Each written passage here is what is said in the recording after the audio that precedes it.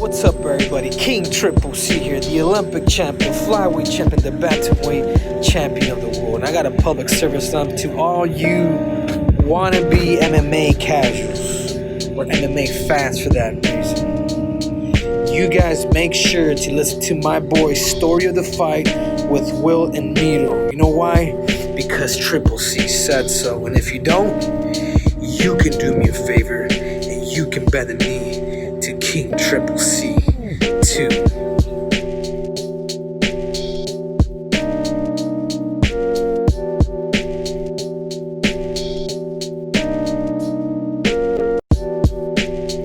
Will, how you doing, my man? Doing good. Finally got some fights back on. I know. It seems like forever.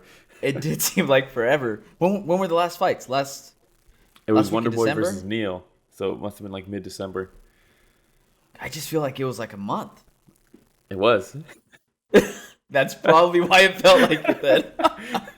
Oh, man. Hey, before we get going, I did want to give a shout out here to Rusty Tenakun, new subscriber on YouTube. Thank you very much. He says, I love your breakdowns and the picks. Hopefully, he didn't use this for wagering. Because, Rusty, if you use this for wagering, my bad. Listen, Rusty, we're a little rusty. It's been it's been a month. Been a long time. It's been a month. With the podcast rust, ring rust. Yeah. But dude, so excited for the card last night. I thought it was a very good card. Rich the casual, did you finally catch any fights? I did. I watched the Mandalorian fight several enemies in the Mandalorian on Disney Plus yesterday. It was great. So it sounds like Rich the casual is yet to watch any of the assigned homework, any of the fights. Could you imagine But it's if this okay. was his first event? It would have been like, is it always like this? Fucking crazy. Yeah, it would have been a good one. But for those that did catch it, man, we got a lot real quick. Yeah. Moment of silence. Oh, of course. Yeah, moment of silence. We had Ricky Simone versus Brian Kelleher. Kelleher tested positive for COVID. That would have been a fun one, too. Tim Elliott versus Jordan Espinosa. Another fun Espinosa one. also tested positive for COVID. Nick Lentz versus Mike Grundy would have been cool. Grundy withdrew. I think he got injured, or I'm not really sure. Betchko Hea versus Wu Yanan would have been Betchko Hea's retirement fight that gets postponed. I think it would have been a better fight for Wu Yanan if that were the case. Probably. Warley Alves versus Christian Aguilera, not to be confused with Christina. And then Imavov versus Haas. Haas got injured. So a quick moment of silence. Everybody would have been confused with Christina Aguilera. Thank you for clearing that up. This those would would have been some fun fights. Yeah, there would have been some fun I really fights. wanted to see Grundy again. Grundy is I always love watching Tim Elliott. Yeah. I always love watching Tim That Elliott, too. too. He's scrappy. Yeah. But, man, we'll get right into it. First one that I wanted to talk about here was Kilburn versus Lingo. What were your thoughts? Yeah. Dude, so going into this one, this is one of those fights where both these guys are at the start of their professional careers. And you don't really know where the trajectory is going to go, right? The last time I saw Kilburn fight was against Yusuf Zalal. That was the first time I ever seen him fight. And if I'm being honest, it wasn't like the most impressive performance, but I think Yusuf Zalal is actually really, really good, so you can't really knock him on it. Based So off some of that I thought it was due to just Zalal's skill set. Yeah, because at Got it. that point in their careers, you don't really know, right? Kilburn coming off the loss to Billy the Kid Quarantillo, so both these guys, you don't really know. I mean, either they got beat by legit guys, or they're not very legit themselves, or a mix of both. You don't really know until you see them fight more and more. And I think this is both of their second UFC fights.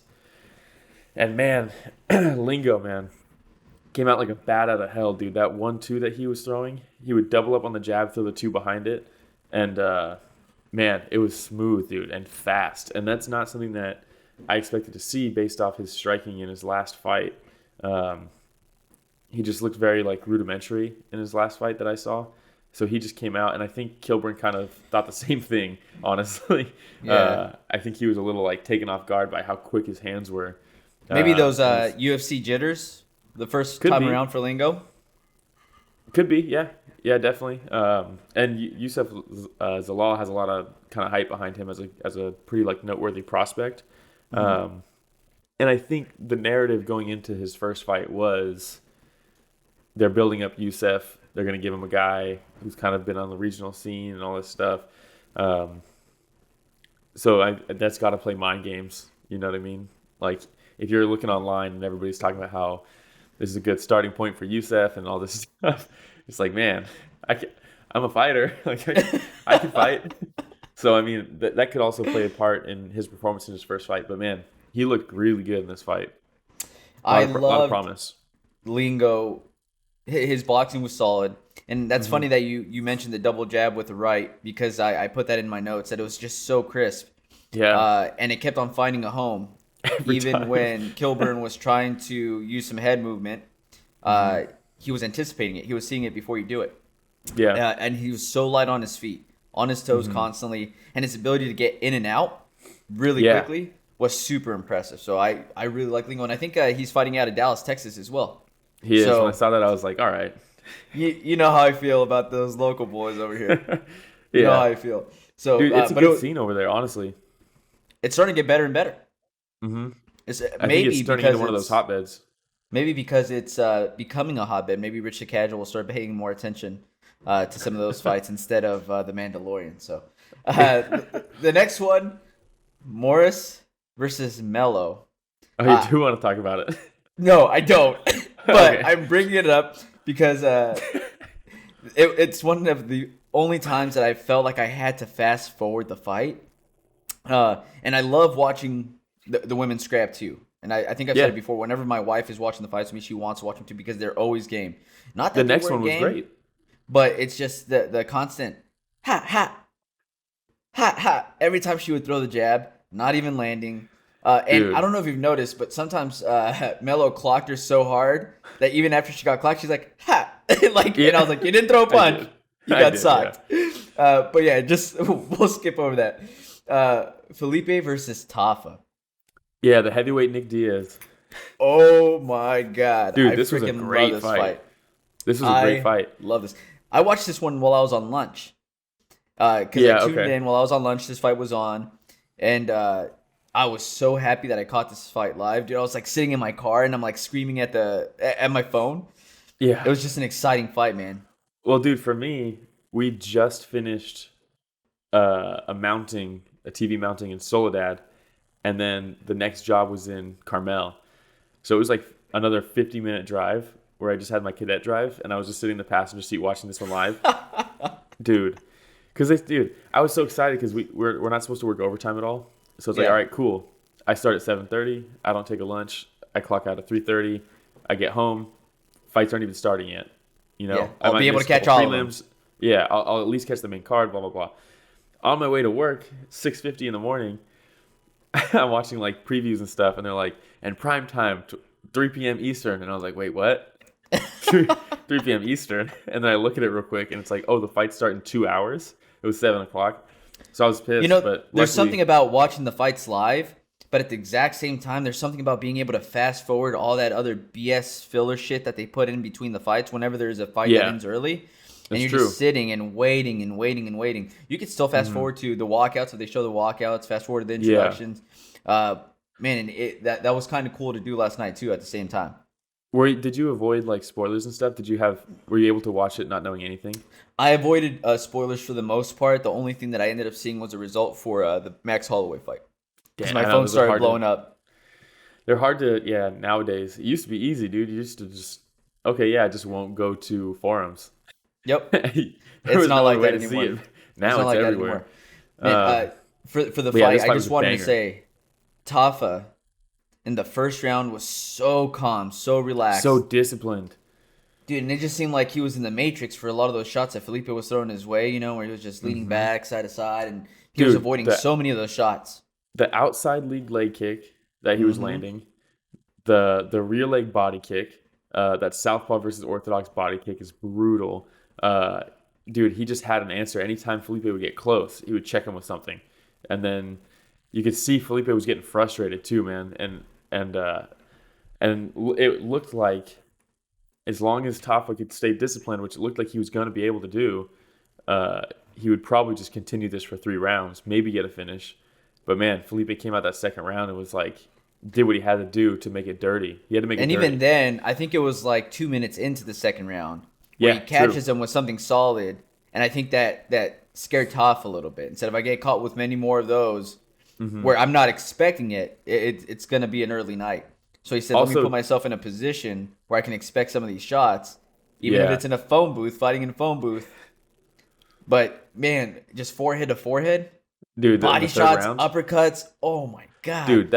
When it was like 30 seconds left in the third round, and they just met in the middle, forehead to forehead, and were just ripping each other. I was like, "What the fuck is happening?" I was like, "Get it, passenger seat. Get it." I was in the passenger seat of the van, just being like, "Oh my god!" And like, I told Zach to pull over, my cadet. I told him to pull over so he could watch it with me because it was so crazy. Because we were on River Road and just like there's nothing going around. There's just farms.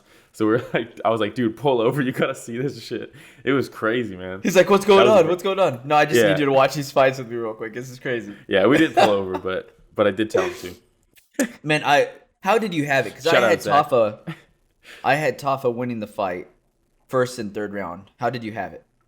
I had Tafa winning the first round. Second round is really a toss-up. First half I gave that one to Felipe. Tafa. Second half was Felipe. I would give it to Felipe, though, just because I don't think the second half of the rounds should weigh more heavily, but I think he just did more damage, and that's ultimately the number one scoring criteria, right? I think that is something that the judges take into account, though. I think they have who finishes the round stronger. Yeah, it's fresher in their memory. But that's not. I agree with you. I agree with you. Yeah. So yeah, I had Felipe in that second round just because of the damage, and I actually had him winning the third too. I thought it was a good 29-28 Felipe. Yeah. Yeah, it was a close fight though. I wouldn't have been mad if it went either way. I mean, I had it 29-28 Tafa, but I'm just happy that it was a really good fight. And fantastic Tafa, fight. I know that he's worked with Mark Hunt in the past, and you see the Mark Hunt in him. You know, the way that he... Just the mannerisms, dude. The mannerisms. Exactly. And the way that he approaches fighters and the ways that he puts pressure so nonchalant towards just walking towards them and then landing some big shots. Dude, the kicks, man. Those were impressive. When you take a look at the heavyweight division, though, and you think about the fact that you still have folks like Felipe, Tafa in there, what's that other guy that you really like? Cyril Gain? No. Is it Aspen? Let me look at the rankings. I can't remember. But there's a lot of heavyweight up and comers that just make you so much more excited. Yeah, I know what you're talking about. The guy who trained with Darren Till. Yep. Yeah, looks like British Frank Mir. Yes. The son of Frank Mir. Yeah. So I'm more excited than ever for the heavyweight division right now. I'm so pumped. Dude, how about imagine if we watched Felipe, it'd be a huge step up, but Felipe versus like Blagoy Ivanov. That would be a big step up. It'd be a huge step up, but I mean, he's ranked number 13. That's a fun fight, dude. That's a banger. I mean, I'll watch it. I would watch it. All right, we'll move on to the next one. Yanan versus Edwards. Yeah, dude, this is Edwards, Jocelyn Edwards. Was this her debut? Yeah. Coming out party UFC for Edwards. Debut. Yeah, UFC debut and short notice fight, right? She filled in for Betch Kohea. Also coming off a first round knockout in her previous organization, but dude, she just looked complete, man. She looked complete. She got a little reckless with her striking. Yeah, the first round was, I immediately was like, oh shit, this is someone to watch out for. When she was threading the armbar, which I was shocked she didn't end up landing it. When you're looking at that armbar, Will, because I know that you are a strict jiu-jitsu practitioner. So where did she go wrong here? It's still a white belt. But where did she go wrong? I don't think she went wrong anywhere. From the get-go, I don't think there was much of a chance to get it, just because the way that Wu was stacking her. When she set up the armbar, it was almost... You can set up submissions for a finish. You can set up submissions for a reversal or just to get back to your feet. All these things, right? And I think she wanted the finish, obviously, but the position when she set it up to get that belly down armbar, it's pretty difficult. So when you swing your leg over, you could try to hook the leg and sweep her so that you end up on your back and you can. That's what I was surprised that she didn't attempt to do, because I know she was stacking her for the most part, but there was a part where she stood up a little bit and was kind of leaning, and I thought that was a perfect opportunity for her to hook the leg. When she stood up and it looked like she might try to slam her. Right before she picked her up. Mm-hmm. She could have. She knows the feel of how good of a grip she has on the arm, so That's she might true. not. She might needed to keep a 2-on-1 to even keep the whole thing. That's true. The other way you get that belly down is, I mean, you have to get space. And Wu did a good job of just crowding her and just staying calm, putting the knee on her face, and just keeping her. If she tried to like rip out of it, that's when you create openings, right? That she could have exploited. But I think she just did a great job defending it. I don't think she did anything wrong for not being able to finish it. But she set it up in a cramped position, which is hard to do. Normally you need more space. So I was impressed that she was able to get the leg over. Her striking definitely. I think in that first round, she noticed with her striking, she was able to kind of hit her pretty clean. And Wu looked like almost like the Brock Lesnar look, right? When Brock used to get hit, it looked like he wasn't really used to getting hit. It was almost like that, where she would like take her out of the fight almost whenever she would get hit. So Edwards felt probably like she could kind of like get a little more reckless with it. Didn't have to stay as tight and technical. I'm excited to see Edwards against a more traditional type of fighter, because Wu Yanan has some really, really awkward movements. Like very doing this with her arms, and even like her shoulders, her head movement and mixing in her arms. So if Edwards was able to do that well against somebody as awkward as Wu Yanan, I want to see her fight one of those more traditional strikers and see what she can do. And it could go either way. It could go, if she does fight someone more traditional, I could see someone more traditional kind of picking her apart on the feet, to be honest. Or it'll go the other way and she'll keep it tight because she has to. I just don't know where the mindset is there, I don't know if it's like a lack of technique that she was showing, or if it was more like a carefree style that she was going out there with, because she kind of was vibing off the opponent. She did a really good job of using her momentum against her, though, with the takedowns. I was super impressed, man. I was super impressed. That was awesome. There's a lot of potential there. There is, and those up kicks. Dude. She caught Wu Yanan a couple times with those up kicks. And when you talk about that look on her face after a few of those strikes, specifically with the up kicks and the one where she did the double foot up kick, and even Daniel Cormier was like, damn, she straight did a drop kick from her back. Yeah. Man, but overall, very impressive for Edwards to come in this way. And they were saying that she's still an experienced fighter. I think she already had 10 plus fights under her belt going into definitely. The UFC. But I'm glad she showed up like that, man. Especially against a game opponent, Wu Yanan. And now the door's open, man. She can, you could have 30 fights on the regional scene, and you can almost stagnate and not really progress your own game, True. So, now that she's in the UFC, man, she's going to start getting better opponents, and hopefully she builds herself off of that. Man. I'm excited. Me too. I actually really like that fight. And I know that we say a lot on the podcast that we're excited. We're big MMA fans. A lot of the shit that we see gets us excited. I can't help it. I'm just being honest. Like when I say I'm excited, I am excited about the heavyweight division. I'm excited about Edwards now. But when you see a fighter in their first fight in the UFC come in and show up the way that Edwards did, dude, you start thinking, sky's the limit for this girl maybe. We'll see. We'll see. Yeah, I mean, I'm not going to go too far and say that she's going to accomplish like great things or anything like that, but I'm definitely going to be. She will go down as the best female MMA fighter in history. No, I'm just kidding. Puna Soriano versus Todorovic. Dude, and so we move into the main card. This is where it starts going downhill for me because I finished tonight. Man. I finished tonight 50%. I did pretty good on the undercard. Yeah, I did pretty good. Oh on the undercard. yeah.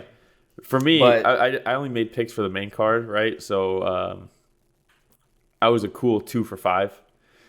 Okay, better than 0 for 5. Hey, that's batting 400 right there.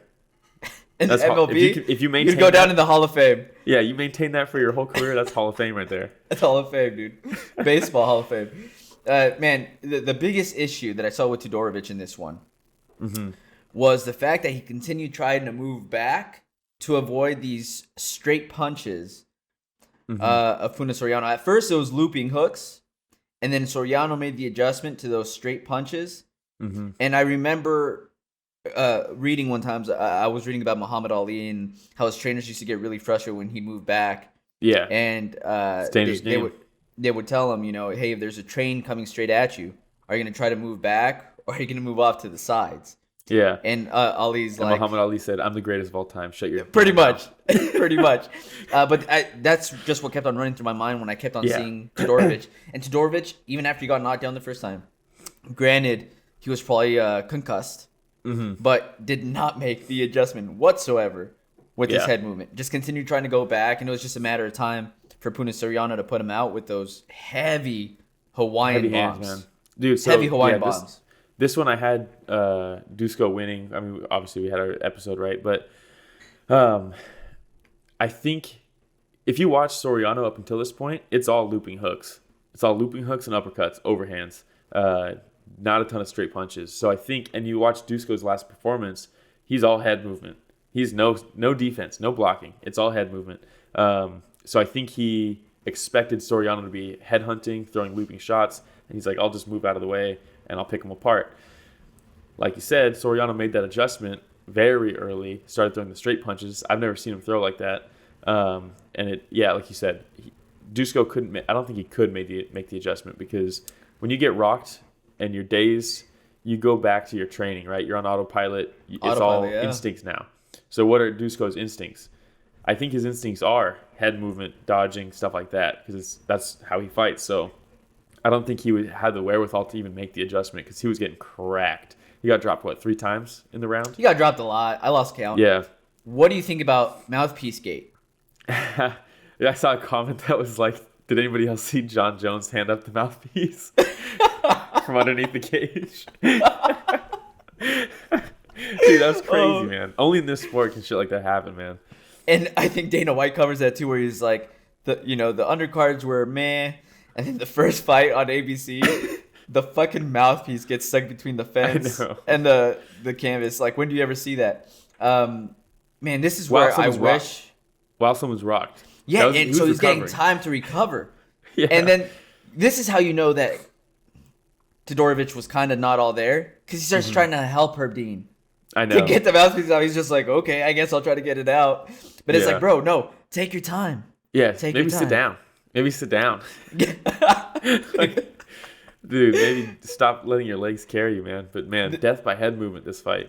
This is where I wish that we had a contact with, like, Herzog, where I could ask him, like, how would you have handled that situation specifically? We talk about how we think Herzog's the best in the biz, right?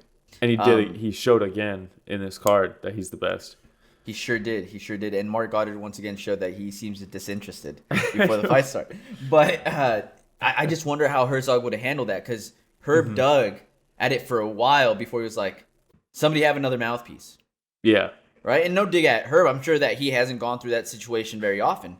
Yeah, I would just that's on your feet. Love to hear from Herzog how he would have handled it. So, do you have anything else on that fight?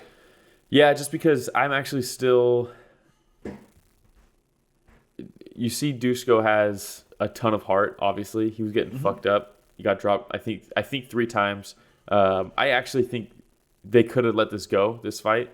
Obviously, he was definitely hurt. But he was intelligently defending himself when Went for they his did legs? call it. Yeah, and there was 5 seconds left in the round. Not the worst stoppage, right? Don't get dropped 3 times in one round, but Yeah, don't do that. yeah, don't do that. But at the same time, he's undefeated going into this fight. Never really probably had to face adversity like this. So what I see from him is that he can take shots, right? Granite chin. The fact that he wasn't out cold is crazy to me. He was taking hard shots. And on top of that, I think this is one of those real learning experiences for a guy like this who probably thinks he's unbeatable, especially with that style, man. When you're what was he 10-0 going into this fight? 10-0. Yeah, 10-0 coming into Yeah, I this think fight. it was Soriano was 7-0 going in, now 8-0, and then Todorovic now 10-1. 10-1, right? So you come up, you're 10-0 going into a fight where you don't really get hit that much because of your head movement, and you kind of style on people in all 10 fights. You probably think you're untouchable, and you probably don't develop your game as much as you should be because you think you can do that, right? So I think this is one of those eye-opening experiences for him, and I'm excited to see his next fight and what he does out of this. And Soriano, Yeah, I was gonna say, what excited about to see his next fight Soriano? too. I know, right? Yeah.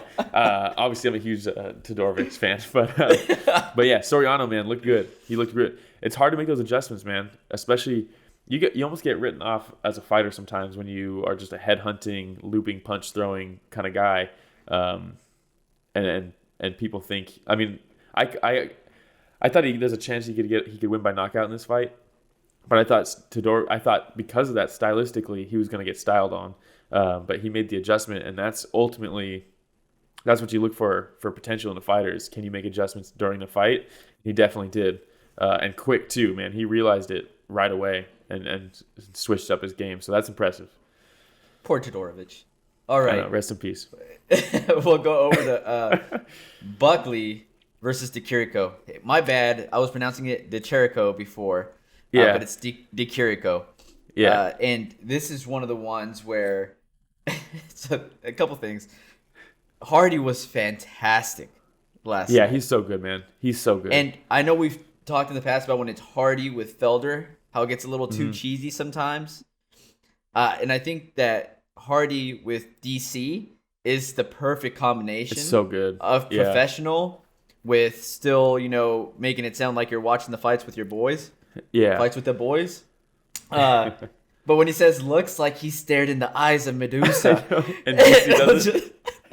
DC says it again. That was fantastic. Yeah, meanwhile, they're just showing replays of this dude getting knocked out. It's like, fuck. But man, it was just a beautiful setup by Alessio. With really the good. leg He looked kicks, the body kicks, and he was doing that. And then I goes believe high. that was the first head kick that he had tossed at that point in time. Well, because you do it until you get the read that you're looking for, right? As soon as Buckley reacts the way you want to those other kicks, you go high. And DC must have had flashbacks. Exactly what John Jones did.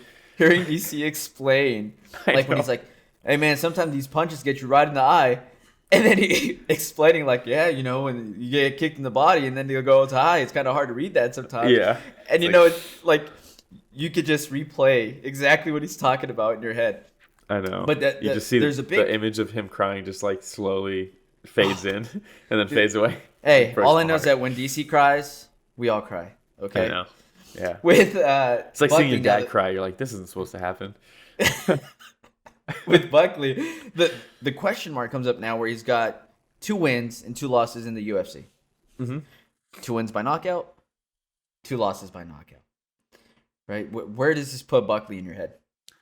I don't think he's like a glass cannon yet. He still takes big shots. Glass cannon. I like that. You ever heard that before? No, a glass cannon.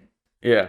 I'll put that right up there with looks like he stared into the eyes of Medusa. But man, I think he just really... Man, I mean, I can't put myself in his mindset going into this fight because how old is he? I don't know. I think he's my age. Old. Okay, he's my brother's age. He's 26, right? He's young, man. And absolutely burst onto the scene. This past year must have been absolute insanity for him. You go from the regional scene, you get a knockout in Bellator. Or was it Bellator on a Friday? Bellator No, on Friday. LFA. LFA on a Friday. He gets a knockout. A week later, Oh, I he's see what you're fighting. saying. Yeah. A week later, he's small fighting turnaround. Kevin Holland, breakout fighter of the year. He gets caught, right? He gets knocked out, but he didn't look bad. He looked like everybody kind of took note, and that wasn't necessarily a Holland beat a bum. It was, hey, this guy looks like He brought it. he brought it, and he's still young, so maybe this was just he bit off a little bit more than he could chew in this fight, that kind of stuff. Then he fights another promising prospect, gets knockout of the year 2 months later, In Kasanga. and then all of a sudden man, he's being talked about everywhere. Dana White's personally congratulating him, like, dude, this must have been nuts for him. He's still working at Walgreens, like, must have been crazy. Then he goes out, fights Jordan Wright, gets another knockout. And then, man, if you're him, man, you're thinking sky's the limit. You think I'm indestructible. Yeah, I lost that first one, but in my mind, hey, that was on a week's notice. UFC debut on a week's notice. I just fought a week before. Like, that's, you have built-in outs for that performance. Then they give you a guy here who, on paper, he's coming off 3 losses, right? Probably. It looks like a layup, right? And I thought it was, and it probably was, to be honest, from the UFC. So going into this, man, who knows what his mindset is? He might be feeling, man, I'm indestructible. I can go in and I'm just gonna put my style on somebody, berserk Very my way through it. Ngannou-like. Yeah, exactly. And he got caught. He got exposed a little bit. And props to Chirico, right? That was, it was perfect. He looked like he went in there. He went in there pissed off, man. He was pissed going into this fight. Well, I think he Everybody was heard all the overlooking talk of everybody saying essentially what we did, which is Yeah. this should be a layup for Buckley. him. And it's the UFC continuing to build this star. And if I'm him, I'm pissed too. Same energy as Dustin Poirier going into this Chirico Conor said, "Let fight. me show you your star right now." Yeah. And so I don't think this is like Buckley got exposed. I think he's still so young that, like, this is just going to refine his game. He just got. Hey, just like your shirt, these things happen in MMA. Oh, I'm so mirrored. Fuck. But These things happen in MMA. yeah, and I don't know where Chirico goes from this. A lot of people thought Chirico should have beat Kevin Holland. That was a split decision. A lot of people had him beating Kevin Holland. So, He's 12-5, right? what was that? Is he 12-4, 13-4? What's Chirico? Something like that. So Something it's like not that. like he doesn't have any experience, man. He's been doing this No, for he's a good. minute. Yeah, he's He's 13 been and doing it for 5. a So, minute. 13-5. I'm excited to see him again. Very strange post-fight stuff from him. I don't know if you saw the post-fight stuff. He's been upset that nobody's interviewed him in a while. Yeah. He wants his Yeah. time in front of that camera. I don't think he does. I think he just he said that you never interview the losers, right? Bails on the Octagon interview, and then the post fight back in the press conference area, sits down, takes one question, says, "Sorry guys, I'm gonna leave. Just to make my statement. I don't think it's fair that only the winners get talked to every fight. This is 2 people contribute to this, right? I understand the sentiment." So, Hard it's fight hard to to do stop that you. in when you head kick Because- someone into another dimension. This was going to be in Will's wisdom, Let's say right? When we talk about Chirico. Okay, with the Anik interview, you want to save it for later? yeah, we'll save it for later. Okay, we'll save it for later then. All right, Yeah. so what we could do then is just move on to Li Jingliang versus Yeah, the Leech. Ponzinibbio. Yeah. The Leech. So that's the nickname, the Leech. Mm-hmm. Who gave him that name? Was it a buddy where he just had Li Jingliang living on his fucking couch for a year, and Li Jingliang was just eating all his food? Like, where'd that come from? Dude, I think it's from him sapping people's energy and then That knocking makes them out more cold. sense. That makes more sense. But man, I know we were all very high on Ponzinibbio coming in. He was riding a 7-fight win streak. Mm-hmm.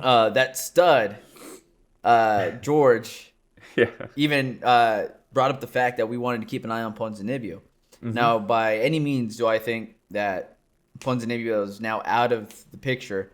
Yeah. But I think it's just one of those cases of Li Jingliang's power. And our boy Frank Camacho, when we interviewed him, talked about how Li Jingliang's one of His the hardest hardest hitters he's fuck. ever fought. And he hit him with that left hook from China that was cocked like down by his knee and just brought it all the way around and caught him just right on the butt, man. Yeah, and I'll be honest, man. Ponzinibbio, remember we all picked him, right? Me, you, and George. We all picked him. And that was no disrespect to the Leech, but Ponzinibbio, I don't know if you remember, but when we were leaving that fight, when we were making picks, I was like, I think he's going to win, but I'm still very anxious to see his first round. I want to see the round number 1 from him. And right off the bat, it looked like he's going to have to survive this round, and hopefully he gets comfortable by the second because, dude, it just didn't look like him. He looked like a different fighter. Missing Ring rust? shots. Yeah, I think some people it doesn't affect him, right? Dominic Cruz says it doesn't exist, all this stuff. Some people it does though, man, and I think it really did affect him because he was throwing shots, labored shots that were missing by a mile, and that's not something that he normally does. His head movement was like sluggish almost. Like it just didn't look. His footwork was almost non-existent.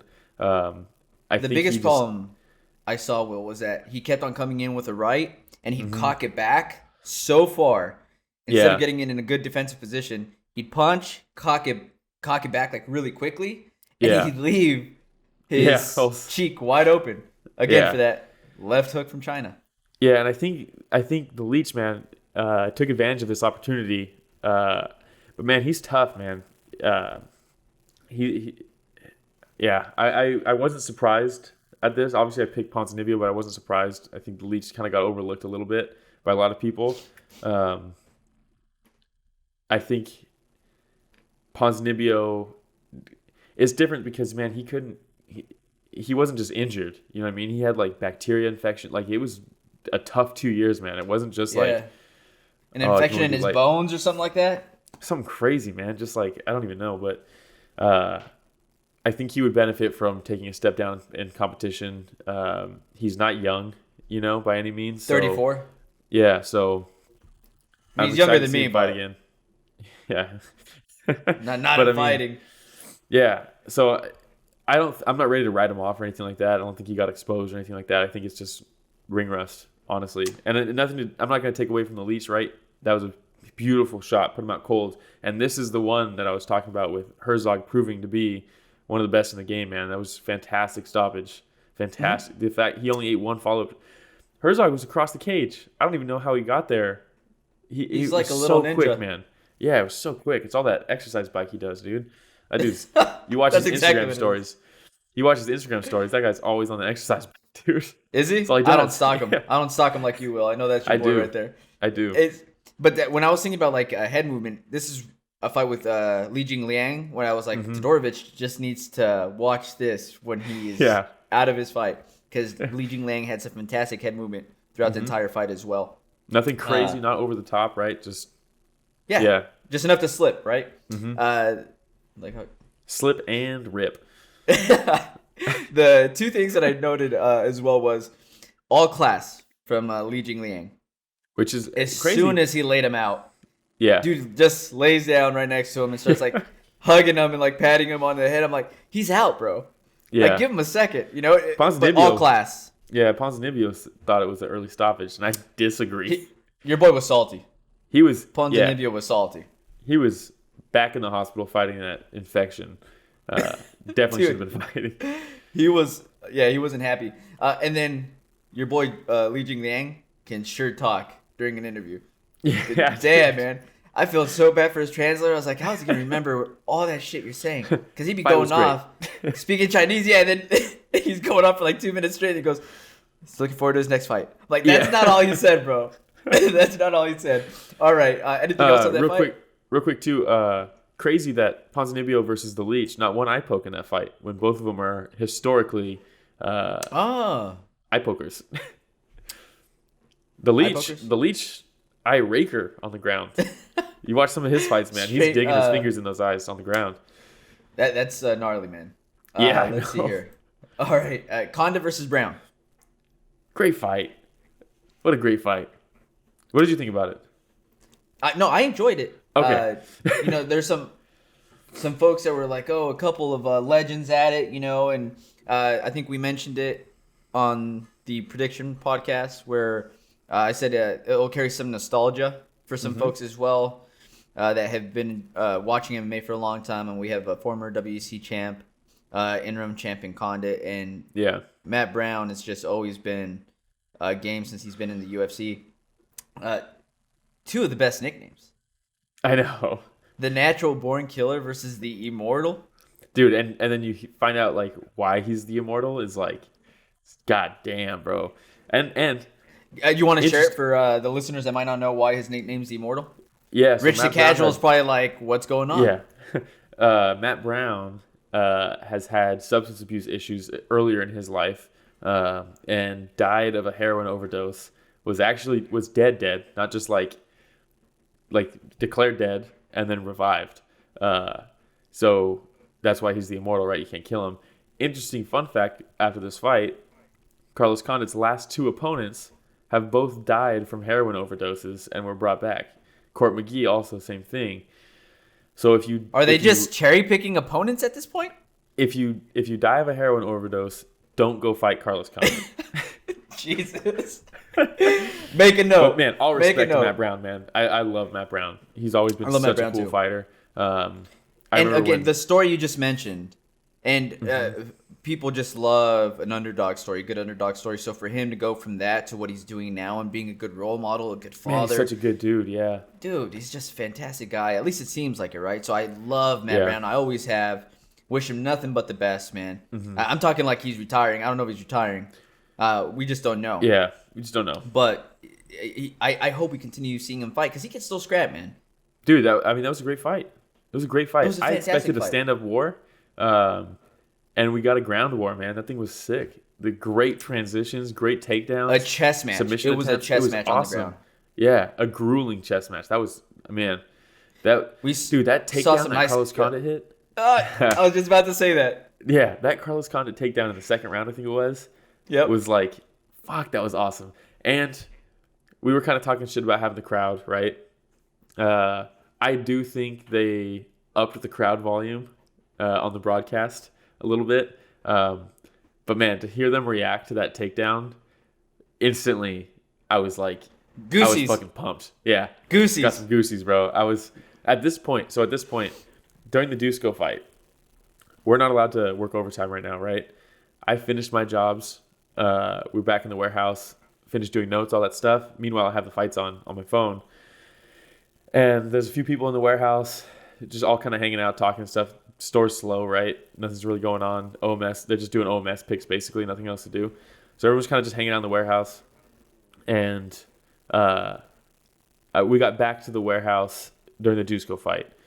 Crazy first round knockout. Nobody's really caring around me, right, about what's going on the phone. But I'm showing people, hey, just check this knockout. Hey, check this knockout. First three fights in the main card were knockouts, right? And then this fight happens. And once this fight started, because I was kind of hanging out and watching fights, right? Yeah.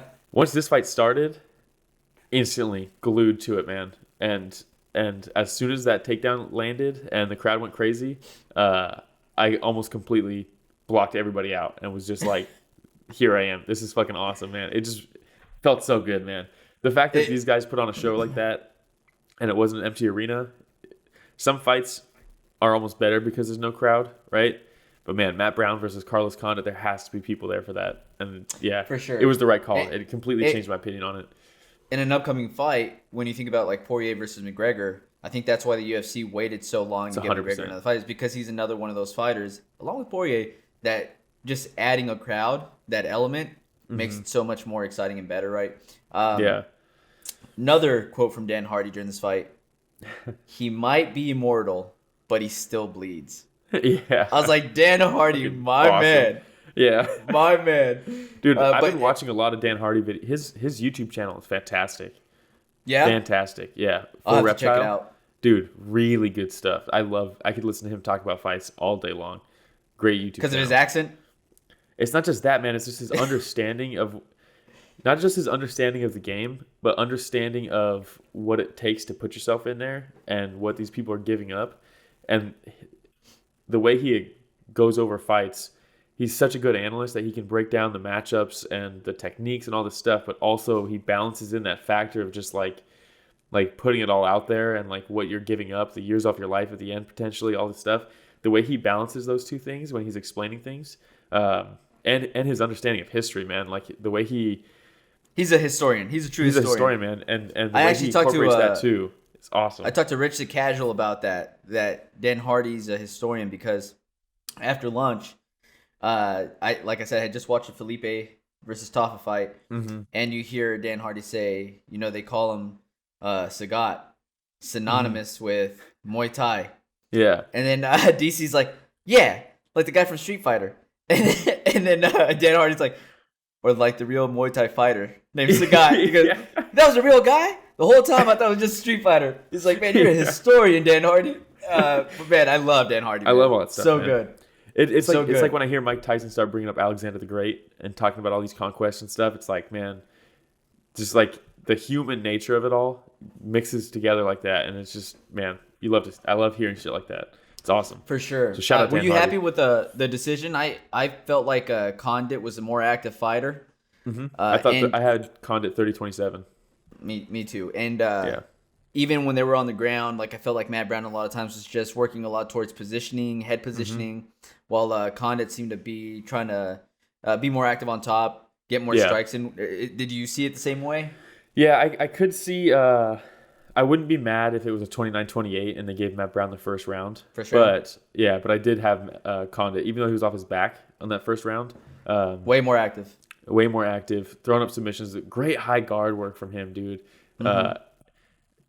And in that first round, I thought this is how you're supposed to beat Condit, right? You're supposed to take him down, almost put him against the cage and hold him there because he gets stuck, right? When he fought, a lot of his fights, he gets stuck up against the cage on the ground, legs crossed, and just gets stuck there. And I thought, man, Matt Brown might pull out this grueling, like, Couture-style performance right now and grind him out. But, man, props to Condit for just creating space where he needed to, working the high guard, fun strikes from off his back, and just, he worked. He worked the whole time. Yep. But it was a fun fight overall. It was awesome. I loved it. Thoroughly enjoyed it. We'll see what the plans are for Condit next. I said on the last podcast I don't see him being somebody that's going to have another title run, but I love the call-outs that Hardy said. He said give him Luque maybe a James Krause. Both those fights would be really fun. Oh, him versus the James Krause would be awesome. The James Krause. Yeah. All right, man. This next fight. Oh. Now, so this is the story of the fight. Saying, for sure, for me too. I'm just gonna start off by saying, like, I know the announcers were like, fight of the year already.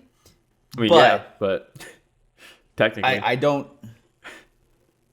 Yeah, the first main event of the year. Yeah, technically the fight of the year so far, better than all the other fights on the card. I think about Zhang Wei Li, and I think about Joanna, where it's very competitive. Back and forth all the way. I don't consider Max Holloway teeing off on Kattar. Now, I'm not saying that Kattar didn't bring it, because he did. Showed a lot of heart. When he was caught up against the fence, he tried to push back swinging, throwing some huge haymakers, connected on some of them. But, almost 700 strikes total, I think, from Max Holloway. I wouldn't say this would be fight of the year and that it would hold. It's not going to hold 2021. Yeah, it is fight of the year right now. But it's. I know, but it needs to be more back and forth. Granted, Kattar was cracking. He landed some very big shots. Landed over 100 strikes himself. Cracked him with a heavy uppercut at one point. His 1-2 was looking good too. His jab looked great. He was landing big shots. It's just Holloway was just in that zone, man, where anything you throw at me doesn't matter. I'm just gonna sidestep everything. I'm dodging everything. His head movement looked phenomenal. This was potentially the best performance I've ever seen from a fighter ever. Boxing, MMA, it was obviously recency bias, right? But going I'm getting through, goosies right now, Will. Just thinking about it. I'm getting goosies right now. I'm about to go on a rant, dude. So he broke over a dozen striking records. Some of them were his own record. Listen to this. Against Ryan Ortega? The records yeah. he had set against Ryan Ortega, right? Yeah. Most significant strikes landed in a fight. It was 290 before. Now it's 445. Wow. Doesn't even make any sense. Total strikes landed. Previous was 361. He landed 447. Significance attempted. Previous was 515. I think Colby Covington had that. He threw 744 punches and kicks. And those were just the significant ones. He also broke the record for total strikes attempted, which before was 541. He did it with 746. Most distance strikes landed, significant head strikes landed, significant body strikes landed. He landed 117 body shots. 117 body shots. Kattar landed 134 total. He almost outstruck him just to the body. He landed 274 significant head strikes. Jesus Christ, man. Well, when you mention all those strikes, the thing that I think about is the way that he mixed everything up. Dude, from his jab to a straight to the body, the oblique kick, and I don't know if you noticed, but his thigh, Kattar's thigh, was so swollen. Yeah, it's fucked up. His left thigh compared to the right thigh. Mm-hmm. The calf kicks. He switched stances at a certain point. Never seen him switch stance before. The lead elbow. There's just... It was just a masterful performance he was by throwing, Holloway. He threw calf kicks, oblique kicks to the knee, oblique kicks to the thigh, outside leg kicks, inside leg kicks. The left body kick was there. The right body kick was there. Head kicks, hooks to the body, straights to the body, knees to the body, knees to the head, jabs, crosses, hooks, uppercuts, elbows, like everything. There wasn't one single strike that he didn't. He landed a cartwheel kick. Everything he threw. Oh yeah, in the last round. Yeah, and dude, I think he landed 87 strikes in the fourth round. Just absolute insanity. And you start looking at because it's easy to have recency bias, right? When I say this is the most impressive performance I've ever seen. I took down a couple fights. Conor McGregor versus Eddie Alvarez. It was one of the most impressive performances I've ever seen.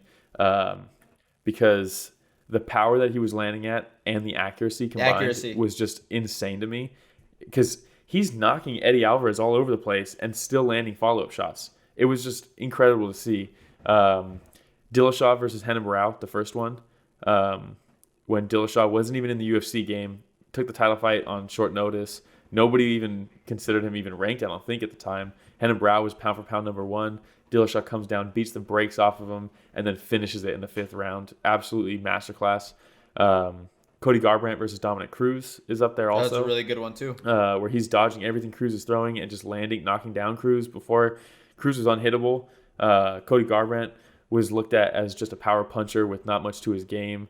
This was just kind of a no other contenders for Cruz to fight type of fight. And then the little dance that Holloway did, dude, after he avoided those, that reminded me a lot of Cody Garbrandt. Garbrandt did that in that fight. And then Anderson Silva versus Forrest Griffin, obviously, with the head movement and just the picking his shots and just dropping them. I mean, some of those fights, right? It's going to be in a month. I'll see where I kind of place this. But right now, man, Holloway, we talked about it going into this fight that Kattar is such a good boxer, an MMA boxer, right? And but he's a slow starter. And if he's a slow starter in this fight, you can't be a slow starter against Max because Max is going to start ramping up and it's going to be too late. If you start late against Max, you're too far behind. He's already left you behind. Yep. And that's exactly what happened. When Volkanovski fought Holloway, he came at him right away like a bull and just met him in the middle and just charged him and forced him to start early. Max wasn't ready for that. And that's kind of what kept it competitive, right? In this one, man, Kattar just started throwing some jabs, throwing some leg kicks, and instantly Holloway was 4 or 5 punch combinations straight in his face, kept him on his back foot. And other thing, obviously it's impressive, right? He's landing all these shots, but there's other things that make it so impressive to me. And you could hear his corner, and dude, superhuman performance from Holloway, man. He talked about how back in the day when he didn't have access to training, really, he was playing the UFC video games as Jose Aldo and was putting together combinations as Jose Aldo in the game and then going and training those combos. That's how he learned to strike, was by playing the UFC video game. And it's so fitting, right, going into this fight because, dude, those games are unrealistic, right? The new one just came out recently. They're unrealistic because you can throw 100 strikes per round and you're just knocking people down 5 times a round. You can't do that in real life. Holloway did that in this fight. He's out there throwing 87 strikes landed in the 4th round and then goes out in the 5th and lands over 50 punches. Like, he just didn't get tired. And during all of it, he's mixing it together so well and throwing things. You have no idea what's coming next and his angles and everything like that. And then you hear, which is almost the most impressive thing for me, was during all of this, and he's getting hit, dude. He was getting hit hard. You look at him after the fight. It's not like he breezed through this one. He got hit hard a few times. And I think it was the 4th round where you can hear his corner yelling, "Don't let him reset. Don't let him reset." And every time Kattar would kind of reset, plant, like he's going to throw his 1-2 that he's so good with, Holloway's just in his face, makes him take steps back. Every time he planted, like he was about to go, Holloway's in his face with 5-punch combos. And then Kattar landed a good jab. I think it was in the 4th round. He landed a stiff jab, and it stunned Holloway. And then you hear Holloway's coach yell, he thinks he can jab, show him how to jab. And then Holloway lands 3 jabs back to back to back as soon as he says it. And then came in with the right. Dude, it was like, "Oh, you want to jab?" And then he's like, "Jab, jab, jab." And then right after that, they yelled something else. I forgot what it was now, but damn, they yelled something, and as soon as they yelled it, he threw it, and it landed. And I was like, is he a video game character? Are they playing the video game right now? Like, what the fuck is going on, dude? Like, to have the wherewithal in a fight like that, to be able to hear your coaches and just throw it right away, right? Yeah. Normally you'll hear a coach yell, "Hey, the body kick's there," and then they wait for a bit, body kick. No. They were yelling it, and he was doing it almost as they were saying it, and it was just fucking beautiful to see, man. And I don't think I've ever seen anything like it. I really don't, dude. I know it's recency bias, and like obviously it's crazy to watch, but the other thing, fuck, man, so much about this fight that was awesome. The other thing you notice is when they were up against the cage and Holloway lands that first elbow, that step-in elbow from the top. Yep. I've never seen him throw that before. This is a new tool to his game. And then he steps back, Kattar throws a couple hooks, steps right and over again. And that one splits him open. He had a cut from here to here, bleeding out his face. Just absolute insanity, man. Those elbows were so nasty. And he says in the post-fight interview, he's like, "I didn't realize I could do that. Like, I'm just going to do that from now on." And it's like, dude, you're already so stuck trying to defend what he's doing that you can't get your offense going. Now mix in wiping blood out of your face. It's fucking crazy, man. And then maybe the coolest thing I've ever seen in the cage. And we talk about him breaking his own records. He might have already had this record, right, when he was fighting Ricardo Lamas, and he points down, 30 seconds left, points down, they stand and trade, even though he could have just coasted and won that fight easily. He risks getting knocked out because he wants to go to war. You see that. You see him showing Ortega, "Hey, put your hands up. This is how you block shots," while he's picking him apart. Cool shit like that, man. And then there's the 5th round of this fight where he's getting hyped. He looks over the commentary team, says something to them. They freak out. He's styling on him the whole time. Then he turns and looks over. Kattar's standing right in front of him. Turns and looks over, screams, "I'm the best boxer in the UFC." Jabs, while still looking, jabs him, hits him flush with the jab, and then dodges 3 follow-up shots while still looking at them, and then circles around. I've never seen anything like that. Roy Jones used to do the no-look jab, right? Never seen Roy Jones look over at the commentary team, not break eye contact with them, claim he's the best ever, land a jab, dodge 3 punches while still looking at them, and then to circle around. Never seen anything like that in my entire life. It was beautiful, man. Dude. It was beautiful. Man, like, And to do that against someone like Kattar, man, that's not. He made Kattar look like he wasn't supposed to be in there. But, dude, Kattar's up there, man. Kattar. And this is why I think that Holloway, when we have the discussion of the best featherweight of all time, it's so hard for me personally. I know you're high on Aldo. For me personally, not to think of Holloway because I think, and also goes to show Volkanovski just how good Volkanovski is as well. Yeah. But when you take a look at like the Kattars of the world, right? And the rest of that featherweight division, who we have? We have Brian Ortega. We saw what Holloway was able to do. Brian Ortega. Zabit Magomed Quite honestly, I feel like he's an overrated fighter. I don't think he's. Yeah. I don't think he's a bad fighter. I just think that he has so much hype behind him. Yair, that guy is trying to avoid USADA right now. Yeah. I mean, there's levels to this. And for me, you have Volkanovski. For me, Holloway's still number one. Dude, Holloway achieved a new level. But then you have everybody else. Everybody else, like over there. I think Ortega, Kattar, and Volk are all pretty much on the same level. I think they are. I think until we see Ortega versus Holloway again, I'm just going based off of what we've already seen. In this case, we have seen Holloway versus Ortega. And No. I think you misunderstood what I said. Ortega, Kattar, and Volk, I think, are on the same level. The three of them. Yes. Okay. Holloway is on another level. One. I don't think it's on another level. I've never seen anything like that before. So with this, there's not much else for me to say about Holloway that you didn't already say. What I will say though, I went on a long rant. Sorry about that. No, you're good. You're good. With Kattar, Hart. I haven't seen Hart like that in a long time. Probably since the last fight where Holloway just pieced up Ortega and Ortega he couldn't put him away.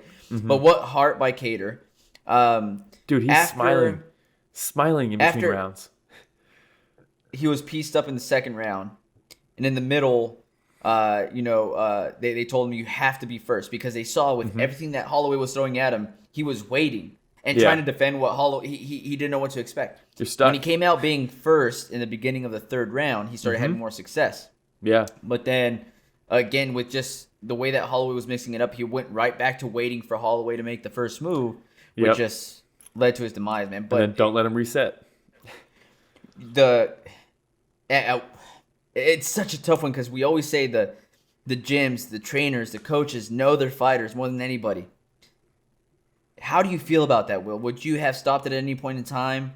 Any one of those exchanges where you were like, man, it might be the time to throw in the towel because it's 4 rounds to none going into the fifth.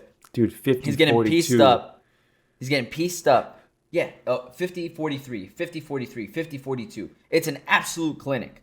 Yeah. And your fighter at this point is just taking damage, and you don't see him winning in any facet at this point. I wouldn't have thrown in the towel during the fight. I would have called it quits, though. I would have cut it after the fourth. After the fourth round, because, man, like you said, he gets battered in the second. We're in a tough spot. The third, he starts out the third, and he's showing you glimpses of what he can do, and you know he could put anybody out with those shots. All it takes is one from Kattar. So the third kind of redeems himself a little bit, right? Obviously, he still lost the round, but he's showing signs that he can connect still. After the fourth, man, 87 strikes in the fourth round, and he's got a huge gash on the top of his head. His nose is broken. Almost got finished again. That's, in my opinion, that's when you stop it. And, man, what an absolute dog Calvin Kattar is, man, because he was still, even in the fifth round, landed heavy shots in the fifth round. Obviously, not enough to do anything, right? But, dude, the fact that he just stood up, dude, a lot of people would have gone down in some of those combos. A lot of people just would have went down and just let him finish it, get the TKO. Absolutely, I've never seen. I don't think I've ever seen it. You know what I mean? Yeah. You look at maybe Dan Hooker versus Edson Barbosa when he was taking those body shots. Eventually, he had to keel over, but man, absolutely how tough is impressive. Kattar, man? It's absolutely so impressive. tough. So and did you hear what Dana said? What? Dana said after the fight, said he's one of the toughest guys in the UFC. Kattar said, "Thanks, but that's not what I want to be remembered for." Son of a bitch, man. What a Ouch. fucking sport, man. Yeah. Shit like that is like this isn't even a sport, man. It's different, dude. Like it is, right? It's life. It's Dude, life. Thanks, but I don't want to be remembered like that. Fuck, man. That's like, Yeah. I don't even know what to say about that.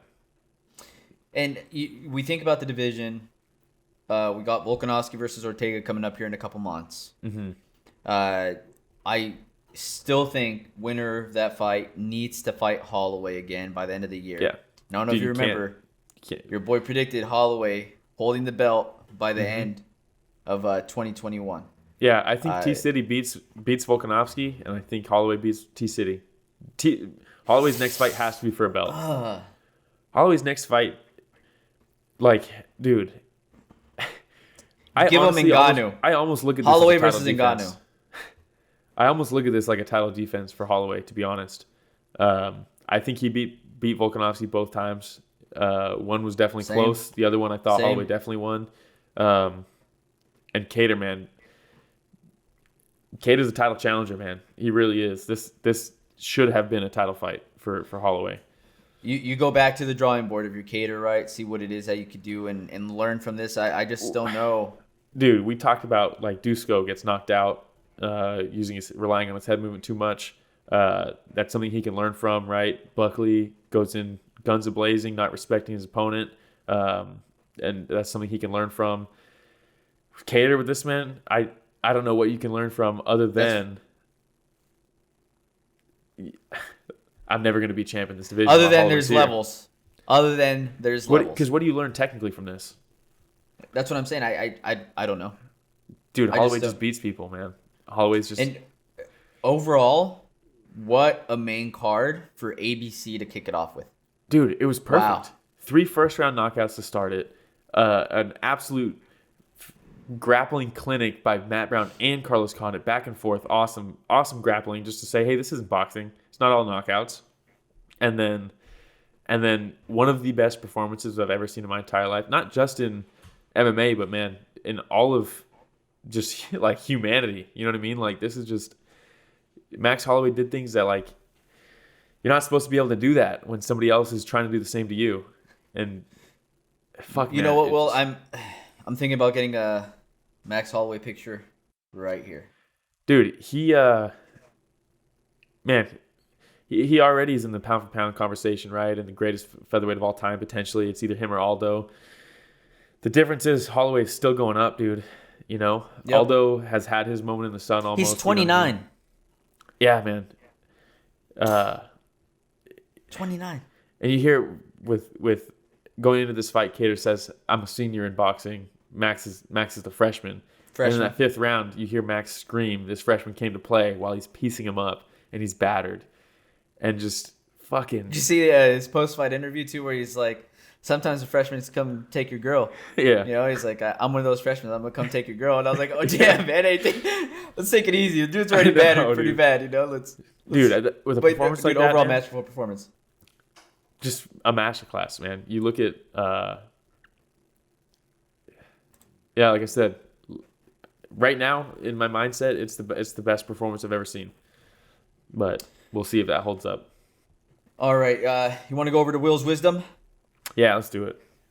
Will's wisdom. All right, so have a few things for you, Will. First one's Dana's message, where he talks about Khabib wants to see if they show him anything. You know, like, what was this message for you? Was the anticipation worth it? The build-up worth it? What do you think? Man, honestly, I don't want to see him fight Conor or Dustin. I like that he already said that he's impressed with Oliveira. Mm-hmm. I think we will see Khabib again. Whether it's going to be anytime soon, I don't know. The fact that he even brought up Oliveira makes me think that he wants to fight Oliveira. Mm-hmm. Why even bring it up? You know, if it's going to be decided between Dustin and Conor, why even bring up Oliveira? You know what I mean? He's already got his attention. I think if Chandler beats Hooker, I would rather see him fight the winner of Chandler versus Hooker or Oliveira, one of those three, over Conor. I don't want to see any rematches with Khabib. For 30-0, I don't want it to be a rematch. You know what I mean? I want to look at, when it's all said and done with Khabib, I want to look at his resume and see each new fighter that he brought up to him and just shut down. I don't want to see him, if he finishes with Conor or Dustin, no disrespect to either of them, right? They're great fighters, but if he Been there, done finishes, that. been there, done that, man. Like if we only get one more, do we want it to be a rematch? I don't. If Chandler really comes out and shows that, hey, I'm top UFC caliber, why not have him fight? I mean, obviously Khabib beats him, but I can use another one of those walkouts though. That was legendary. dude, We'll probably see one versus. we'll get it again. Even if Khabib fights Chandler, Hooker, or Oliveira, we're gonna see Conor fight for the belt again. It's gonna happen. You know, For this sure. is why Dana said this isn't for the belt. It's not because he thought Khabib was going to come back. It's because once Conor gets the belt, all bets are off. We don't even know if he fights again. By making this fight not for the belt, it guarantees Conor's fighting again. You know what I mean? So I hope it's not Dustin or Conor. I hope Dustin beats Conor. I hope Hooker beats Chandler.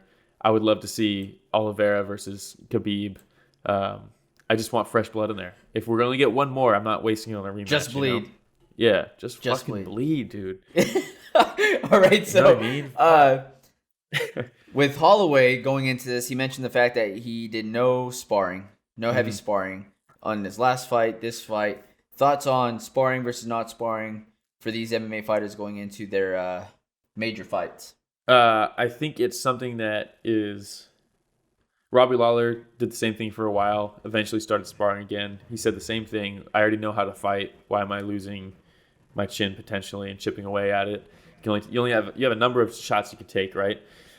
Yep. Why lose those in the gym? That being said, I think you're able to do something like that once you become Max Holloway. You know what I mean? Like, Max Holloway doesn't need to spar. Dusko Todorovic needs to spar to work on that head movement. Once you get to that level, though, I don't see why you need to. Clearly, going into this fight, the narrative was both of these guys are slow starters. Which one is going to land first and take charge first? Holloway started faster than he ever has in his whole career, and I think part of that is because of the lack of sparring. I think he was ready to go. I think he was like cooped up and wanted to go. So as soon as it started, he was like, off to the races, here we go. I don't think it's something that everybody should do, but I do think there's real validity to cutting down on sparring once you get to that level. Okay. Next one. Chirico says he wants Anik to interview both winners and losers. What are your thoughts on that? I mean, you get that in title fights usually. Winners and losers get at least more so back in the day. I definitely think they should. If they get knocked, I think Rogan was right to stop interviewing losers if they lost by knockout. If you get knocked out, you shouldn't get an interview, in my opinion. But yeah, if it's a hard fought fight, you talk to both of them. Why not? You know. For sure. I think I'm with you there. ESPN's MMA, they ranked the top 10 fighters that they're predicting for this year, who's going to have like the best years, essentially. So I want to see if you agree. Number 10, Aljamain Sterling. Number 9, Kamaru Usman. Number 8, Conor McGregor. Number 7, Amanda Nunes. Number 6, Valentina Shevchenko. Number 5, Zhang Wei Li. Number 4, Francis Ngannou. Number 3, Davison Figueiredo. Number 2, John Jones. Number 1, Izzy. Thoughts? I agree with the Izzy one. Just because if he becomes a 2-division champ, I don't see anybody else doing that in this year. That's hard. It's super hard to top. You know, some of those I don't agree with at all. Aljamain, I could see that. I could see Aljamain beating Petr Yan and then defending his belt maybe even twice. Well, the fact that they don't have Petr Yan on here makes me think that ESPN's expecting Aljamain to win the title. Yeah. The A lot fact of that they people are don't discounting have Yan right now. Stipe on here lets me know that they're planning or thinking Francis Ngannou is going to take that title. Which is So confirmed now for March. Yep. Oh, so excited. So excited. I think Stipe should be on that list in the top 5. I wouldn't be surprised if Stipe beats Francis again, fights John Jones, and actually beats John Jones, becomes the first guy to beat John Jones, and retires the greatest heavyweight of all time. That's a very real possibility. The fact that he's not even mentioned on that list, he said Crazy. he wasn't. Yeah, Nope. That's stupid. That's the dumbest shit I've ever seen. I mean, that's our boy Stipe. We flew from California into Dallas to watch our boy Stipe live against JDS. Yep. So yeah, dude, there's a very the real chance disrespect. he has already achieved greatness, but there's a very real chance in 2 fights this year he becomes one of the greatest probably the greatest heavyweight of all time. If he beats Francis again and then beats John Jones, obviously both of those aren't easy tasks, but we know he can do one of them. We've seen it happen before, so yeah, that's crazy to me that Stipe's not in there. That's a stupid list. The disrespect. Yeah, I don't know. Put some respect on that man's name. Yeah. All right. Last one here. So LFA recently had a new commentary team of Alan Jouban and Laura Sanko joined the commentary team as well, right? So Yeah. first of all, Alan Jouban, male dime piece. Well, you know why, right? Why? Tell me. Because Pat Miletich. Ah, okay. Because Okay. he got fired. Well, Because he was over in the Capitol during a little bit of a coup attempt. So good for Alan Jouban, I guess, for taking I know. advantage of the situation. Yeah, But man. male dime piece and Alan Yep. Jouban, I think he's underrated with his analysis. yeah, he's good. And then, do you know how I feel about Laura Sanko? Yeah, That's my girl right there, right? the flip side of Jouban, the mirror of Jouban. That might be, damn. Yeah, that's a good commentary team. dude, think about it, man. Yeah. Because Sanko, again, an ex-fighter herself, Mhm. great analysis, and definitely looks the part. She's absolutely gorgeous, Yeah, right? What are your thoughts about Laura Sanko moving into UFC commentary team? Who would you see her get partnered with? Thoughts? What is she? I missed the LFA event. I know they just had it, right? Was she doing play-by-play or what was she doing? Color? Color? Nah, it's not gonna happen. You don't think it's going to happen? No. With the direction the UFC is going, I don't think it's gonna happen. If it does, I mean, it might, but she would probably get paired with. It would probably, I would imagine, be Anik, Felder, and her. Felder. On like a smaller card. I don't need it, to be honest. I like the direction they're going with their commentary, with like former UFC fighters of like real knowledge. I mean, man, Dan Hardy, DC, Felder, Dominic Cruz. I'm not a huge fan of him, but his mind is invaluable, right? So let's keep it like that. Bisping, I think, is fantastic as a commentator. He's I just awesome, don't too. I don't see any openings. You know what I mean? So it's not necessarily the skill set. It's just with the group that we have right now intact within the UFC. Yeah. We're good with what we got right now. I think so. Dude, if they're going to let Jimmy Smith go, you know what I mean? Laura Sanko's not joining anytime soon. If anything, let's pull Dom Cruz out, put Laura Sanko in there, add some personality, and we're good. And we're good. Okay. And we're good. Man, that's all I got. Do you have anything else, Will? Oh, man. I don't think so. So coming up, we have another event. What is it, on Wednesday or Thursday? This Wednesday. is for Michael Chiesa Yeah. and Neil Magny. Mhm. I don't know if we're going to do a prediction card for that one. No, I think... A prediction pod. Yeah, I think the plan was we're going to... so that's on Wednesday. I think the plan was we're going to record Thursday night, do a quick recap of that card, and do predictions for the UFC, was it 257, the next one? And have that posted on Friday morning. I think it's just hard to fit it in, man. That'll probably be a lot better for sure. All right, so that's all I got. Hang on, we got one more thing. We talked about this before, but whenever our viewers and listeners watch this show, we'll have the podcast feeds up. Oh, shit, yeah.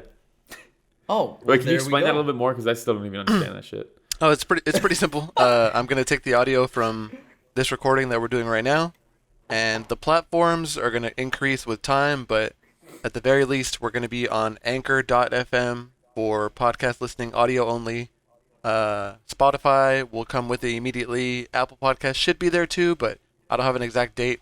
All the platforms will be available in the YouTube link subscription, so if there's anyone that prefers audio only for their car drive, someone that they want to get into the MMA but doesn't have a YouTube premium, or they don't like using YouTube very much, more options for all our listeners, and we'll keep everyone posted. At the very least, we'll have every one of these episodes in audio form, and we'll try to get the previews that y'all mentioned as well, but at the very least, the main card recaps will be in podcast form also.